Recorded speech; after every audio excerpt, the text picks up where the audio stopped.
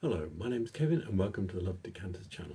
So a few days ago I went out for a visit. I went to the Rutland Art and Antique Centre in Uppingham in Leicestershire, and it's a little, it's a smallish antique centre, and it's off the high street. There's an alleyway off the high street, and yeah, it's a very busy alleyway.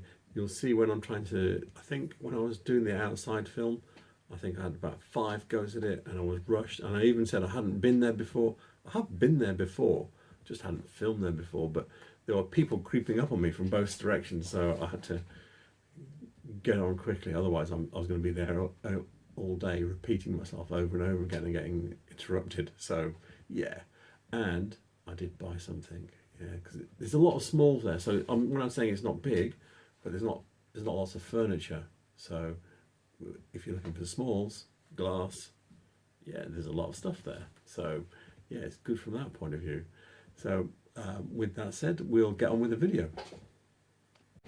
So today I'm at Rutland Antiques and Art Centre. It's in Uppingham. It kind of runs from about here to about the building behind me over there. Anyway, it's quite a long, thin antique centre. So I've not been here before, so let's go on and see what's inside. I thought I'd do a quick scan round because there's nobody here. I told you it was a long and thin. Look at that. I'm not even sure where the end is down there. I'm way over there. You can see sort of someone's head moving. And then, yeah, and then it goes back this way. There's another room in here. So, yeah, it's quite a good place with lots of different things.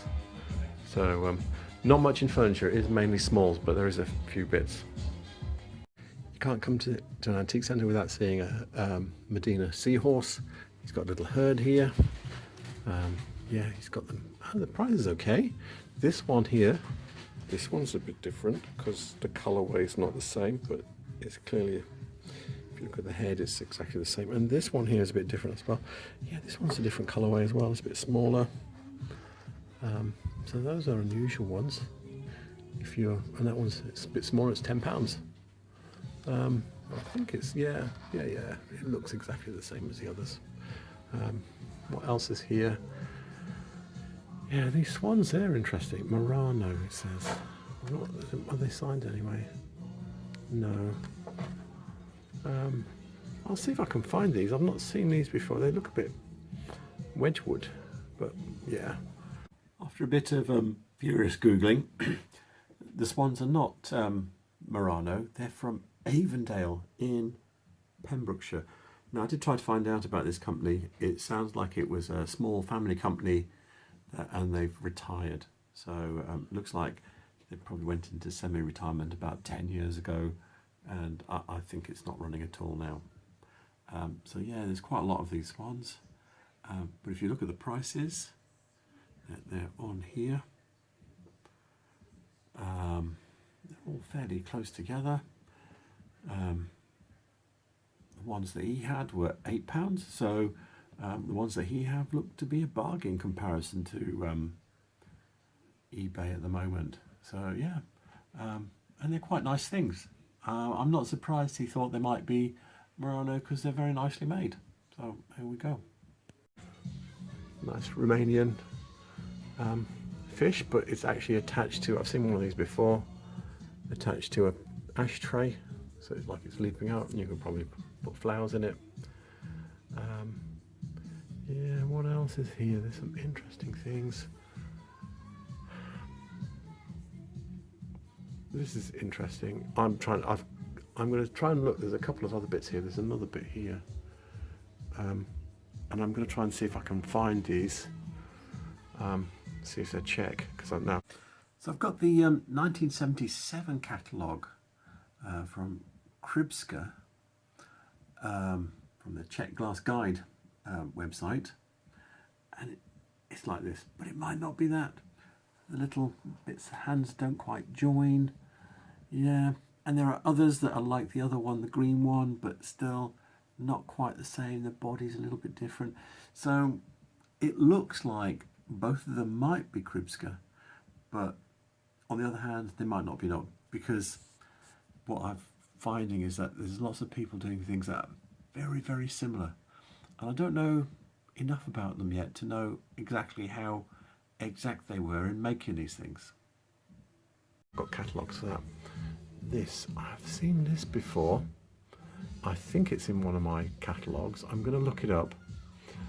I can't remember if it's Czech or English, but I've not seen it in that colour. I've seen it before, and it's got little feet underneath. That makes it probably more likely to be Czech. So I'm looking at the 20th Century Glass website, and here's the vase that we're looking at, the blue one, and it's Selby, 1930s. So I've got the 1933 catalogue for Selby, and it's not in there. And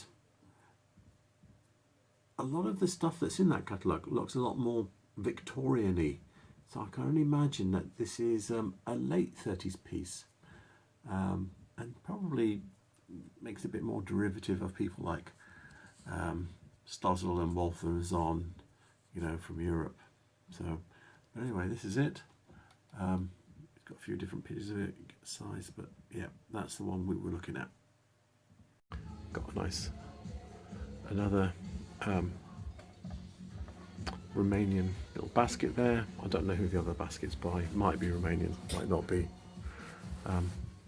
Seems like it's made the same way though. This is Murano because it's a gondola. Yeah. What other, this is quite a nice little spot. This is a bit like Davidson Jacobian, but it doesn't have little raised edges. So I might see if I can find that. And there's a couple other bits in the corner here. So yeah, this is quite a nice little place for art glass. Oh my. So there's some other bits down here. I recognise that. This is Italian. It's not actually Murano. It's made in the style of Murano. It says in the. Has it got a badge? No. So yeah, it's still Italian though. Don't recognise that this is a big lump. That's quite nice. And then look at this. There's some Chance Brothers bowls here. Handkerchief bowls. I've not seen one this big. This is huge. That is huge, and it's got a cut edge. You can see when they transfer printing, it doesn't come right to the edge. So I'm pretty certain it's one of theirs. Yeah, this is a fairly common one, but that's an unusual one. So I will show you that in the book. The book I'm looking at here is 20th Century British Glass by Charles Hajdamach, and the pattern that we saw is this pattern here. I said that I hadn't seen it before, but I was certain it was Chance Brothers, and it is Chance Brothers.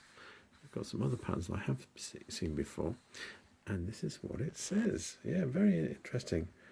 The red check or grid pattern, introduced in circa 1961, one of the rarest designs, only recorded in red, blue and black. So yeah, that is a rare one. I don't know how many. I know there are some people that collect these. I've seen the collectors out there, but yeah, that's quite interesting. He's got a good one there. Should probably look very closely at the price of it. What else is here? Looks very Victorian. This looks even more Victorian. Oh, that's pressed and etched, or engraved I should say, with ferns. So that is very Victorian. It's a 3-part mould. Has it got any numbers? No, I will try and look that up. This is unusual. Yeah, it is Davidson's. It is Jacobian, but look how big. This is huge. I've never seen. I mean, yeah, I know there's 275 different shapes, but this is not a usual one.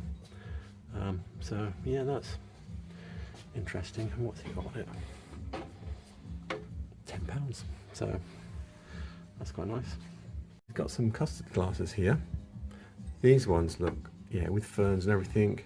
They're late Victorians, probably 1880s, 1890s, something like that. This one here is a bit special though. It's got a small chip. Oh, that's a real pity. So £6 AF, yeah. So this acid etching you can see here.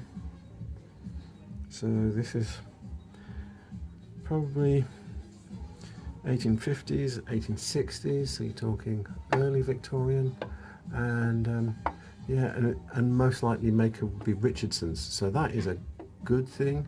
Just a pity about that chip. And the price is £6, which reflects a chip, because yeah, that's got to be a £20 glass at least, I think. Without that chip, it's a nice one. So this Richardson pattern does pop up quite often. Well, so this is the same pattern here, and if you see there, he's saying Richardsons, and obviously he's got a very good price on it. Whether he'll achieve that or not, I don't know. But this is the only thing of that pattern that's on at the moment. But let me show you what I say on my website, so we can pop over to, this is my website, and yeah, this is a goblet that I have. I have a few goblets actually, but yeah, I said I've seen it for sale. It's usually attributed to Richardsons. Unfortunately, I haven't seen any book references for it or any catalogues either. So I think I have more. I have a page for Richardsons, yeah, and I have this carafe as well. And I've pretty much said the same thing. And I have these decanters here, a pair of decanters with very similar pattern. Yeah, there's no reference. The only piece of Richardsons I've got. Richardsons did invent this frosting process, so a lot of people just attribute everything to them, which is not right, I don't think, because I'll go back to the website. Most of this is not attributed, but one piece that very clearly is this one, and it's Whitefriars. So yeah, this one I've got attribute for that one. Most people say this is Richardsons too, but I have a very hard Whitefriars catalogue entry for that pattern. So yeah, it's a very difficult one. It's still a good thing. I'm right under the speaker here. I think these are crystal dark, I'm not sure. These ones here, and these ones are Dima. I'm pretty certain they are, but I can look that up. The book I'm looking at here is Miller's 20th Century Glass by Andy McConnell. And yeah, so here's the Baby Sham glass, and I got it completely wrong because it's made by Ravenhead, not Dima. It is the same type of thing, auto-blown, completely machine-made glass. What's interesting is the shape is, I didn't realise, from 1948. I always thought these are the 70s thing. So the shape is from 1948, but Baby Sham came out in 1953. So if the glass has been around with this little pattern on it since 1953, that makes it a design that's 70 years old. And the ones that we were looking at there were exactly the same as these ones. So yeah, 70-year-old design. And I thought it was, you know, because I'm so old, I only thought it was like 40 years or 50 years old. There's a bunch of cut glass on this cabinet. Yeah, I struggle with it because it's all these crisscross patterns that everybody does. Makes it difficult to pick out. But in the back there, yeah, there's a Dartington palm dish. Oh, and it's a small one, I think. So, and it's £12. So, that might have to come home with me because that is the one I'm looking for. I'm looking for the small one, and I think that is it. So here's my small palm dish, and yeah, I discovered something, yeah, not interesting, I'll say. It's probably slightly disappointing. So this one good thing, it did have a label. In fact, there were two in there, and that one that I was looking at the time, I couldn't see it because of the way it was turned around. Did have a label on it. It's not the only label I think that's clear. I'll see if it's in the book, I'll check anyway, but yeah, so the smallest one doesn't really fit into the other three. It is, I have double checked and flipped it over and made sure that it really is smaller, and it is about 1.5 inches narrower, but it doesn't really sit right inside like the others do. Yeah, in the book it shows you the 3, but then it tells you there's 4 sides, but it doesn't tell you that actually the smallest one does not fit inside the 3 bigger ones exactly. So I'm going to leave it, we're going to have it there. It still looks fairly cool anyway. It still looks very sculptural, and if you're looking at it from above you don't really notice that it doesn't sit tidily inside. Looks like an alien spaceship's just landed on my sideboard here. So anyway, there it is. And I forgot to say, I can't remember the pattern number, but this pattern is designed by Anita Harris, 83-84. So yep, there you go. Got a funny glass in here. It's a big cut glass. It is, yeah, it is properly cut. There's no, is there a maker on it? Veteran Stakes, 3rd, 19. Oh, so actually what it tells you here is Pedigree Chum, Veteran Stakes, Final, 3rd, 1999. Trophy. It doesn't say who the maker is. I can't see a lid for this box. So, yeah, it'd be interesting to know who the maker was. It's very traditional looking. There's another thing down here. Is that a trophy? No, it doesn't say. I don't think. So it looks like it's Stuart, though. Maybe Glengarry or something like that. I might be able to pick that out. Looking at a Stuart Crystal catalogue from, I think it's from the 70s. And yeah, this is why I'm not keen on a lot of the cut glass, because they are just cutting to order in a way. So this is the Glengarry pattern I was talking about. These diamonds here with the 2 lines going each way to create 9 more little diamonds inside. That's exactly like that pattern that we were looking at. However, that pattern had 3 rays coming off here and not 1, and that makes it a different pattern and probably even a different manufacturer. So someone looked at Glengarry and said, "Oh, look at this. This looks okay. Let's try and change it a little bit, make it our own pattern." Yeah, so I think there was just a lot of people looking at, and I know this is what happens in a lot of English glass, but yeah, it just, because it was what happening through Georgian time and Victorian times, but it doesn't, when they're not innovating and doing it and just carrying it on or doing anything new, it doesn't excite me in the same way. Bit of Empoli here. You can see it's still got its plastic stopper, and it's £35, which for a bright colour one like that with a pointed top, I think that's a very decent price. And it's got this bars here. I don't know who that's by. I don't think it's UK though. Oh, and he's got Dartington with the newer label there. If I can get my finger in the right place, there we go. See the new label. And he's got 2 paperweights. This one's quite cool, this one here. I'm going to look in my books. I've got 2 books now on paperweights, so I'm going to see if I can find them. So I thought I'd have a quick dig in eBay, in the sold. This is not exactly, it's slightly different body. I think the body on his is a bit nicer. I think the colour on this is darker. So I think that's a brighter colour. So yeah, but the stopper's the same.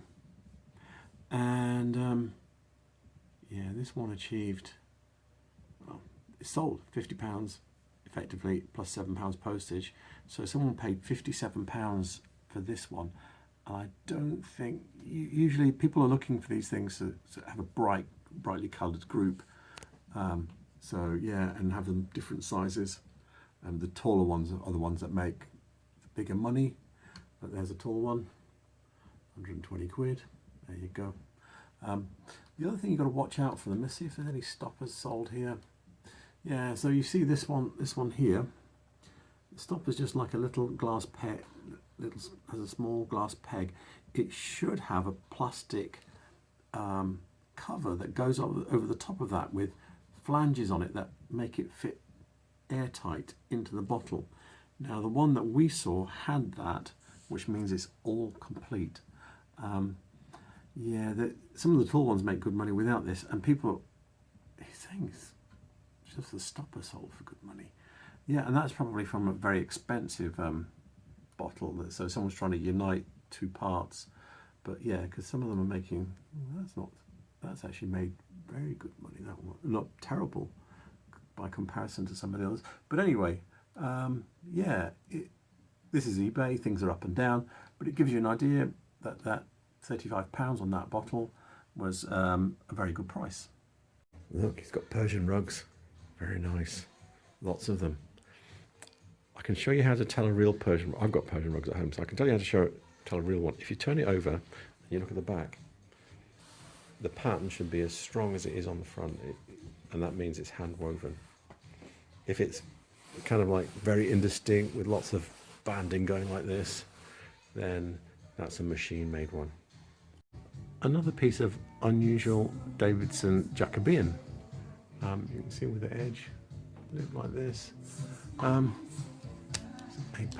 So if it was made during the war, it'd have this word salary written on it. I'm having a look underneath it. Yeah, there's no wear there. So this would be post-war. I think they were making it up to the 70s. So yeah, it'd be that period, post-war. And immediately below, I almost missed this little glass here. Look at this. This is sweet. So there's a little sherry. And yeah, and it's fur cone pattern. You can just about see the scale pattern moulded in the surface. So this is Thomas Webb. The look of this, it looks very pre-war. Yeah, it might even be Edwardian. So that's really sweet, and it's £2. So yeah, for a glass that's probably 100 years old, that's okay. Another Medina seahorse here. He's got £12 on it written underneath. But this is, yeah, as I said, I'm trying to figure these things out, and this one's great because, yeah, there it is. It's got a label, Langham glass. Yep. I'm not sure if they're still going. I'll have a check. I've actually been there and seen them blowing glass there. So it's in Norfolk. But yeah, I'll see if they're still going. And the good news is Langham Glass is still going. This is their website. I will put a link to this. I mean, they even made something for the Queen's Jubilee, which now seems a bit dated, but yeah, sad but true. And if you go into the collection, you had a good look around. There's lots of stuff. It goes on for pages. It's mainly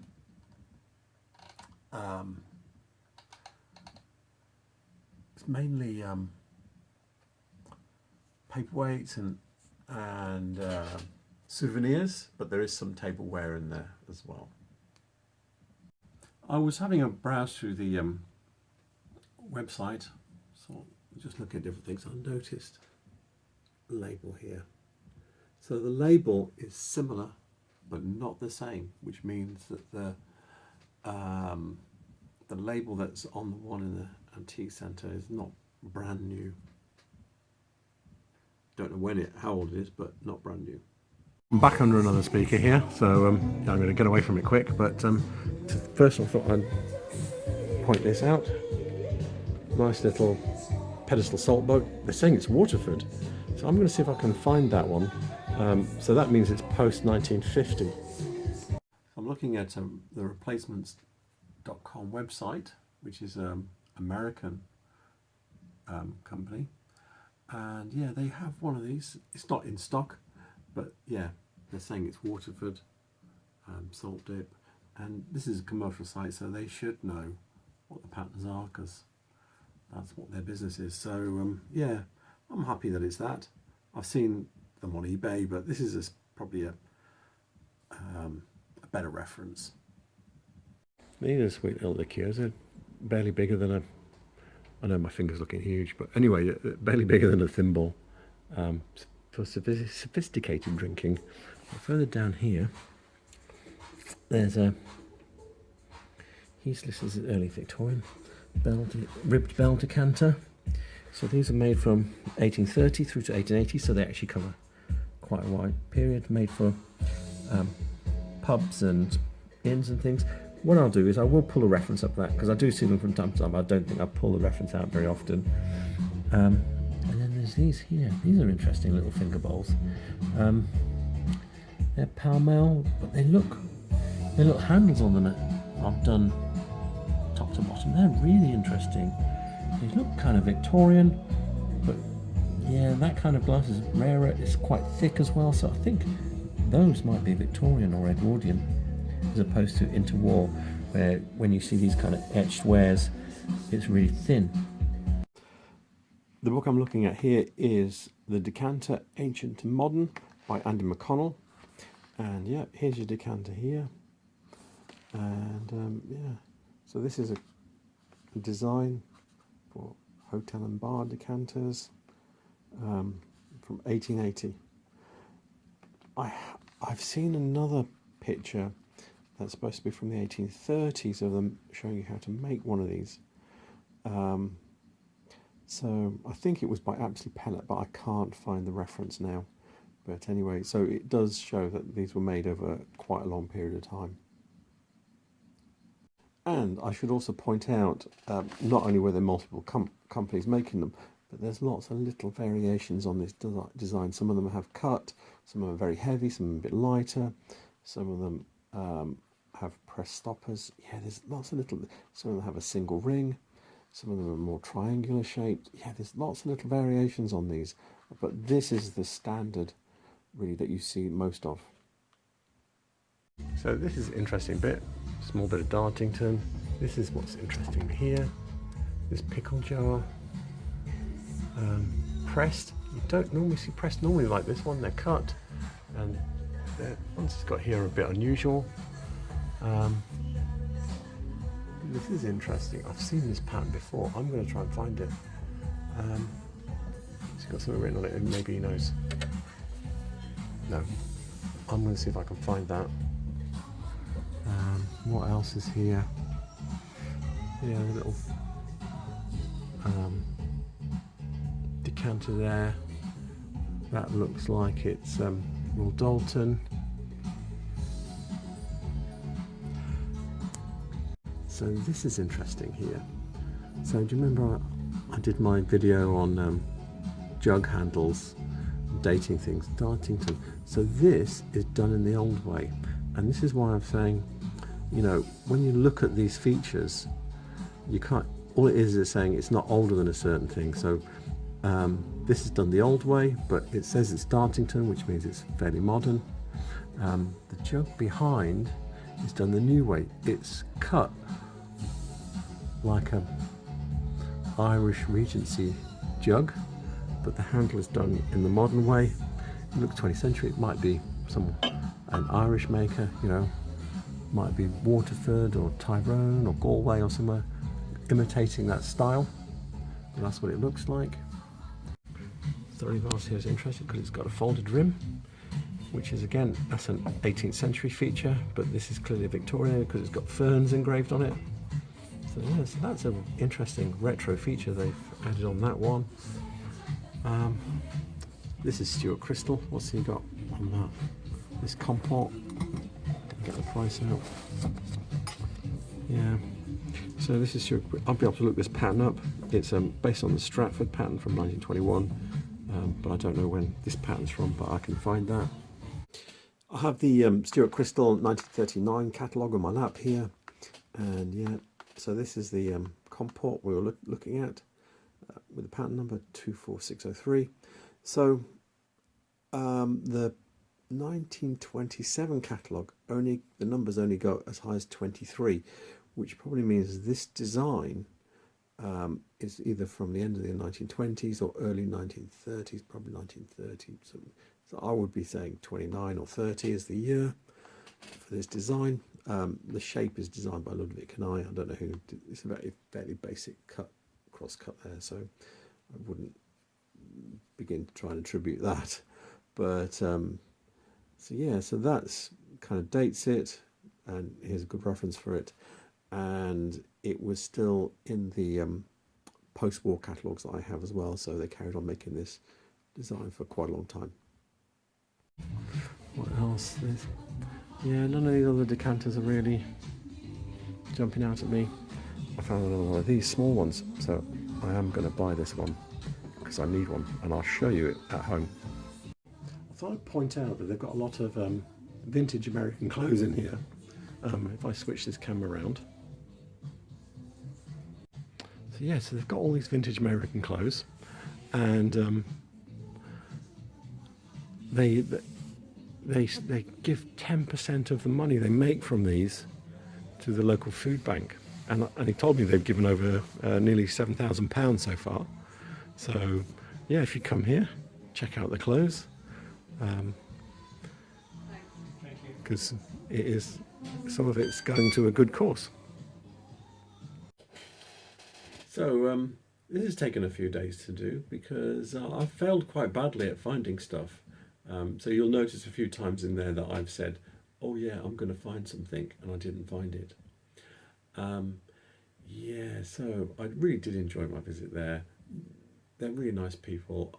I said I've been a few times before, but this is the time when I asked last time and spoke to them this time. And they are very nice people in there, and it is a good little antique centre, and it was very busy as well. So I was having to be mindful of the other people. So yeah, it is a popular place. So yeah, I can recommend it. There were some bargains. You'll have seen that as I was making the film, and yeah. So with that said, I will give you the address and any links that I find for Rutland and Antiques and Art Centre down in the description below. I'll also give you all the references that I've used in the description below as well. And yeah, so also please remember to like and subscribe. So thank you very much for watching my video. Thank you. Bye.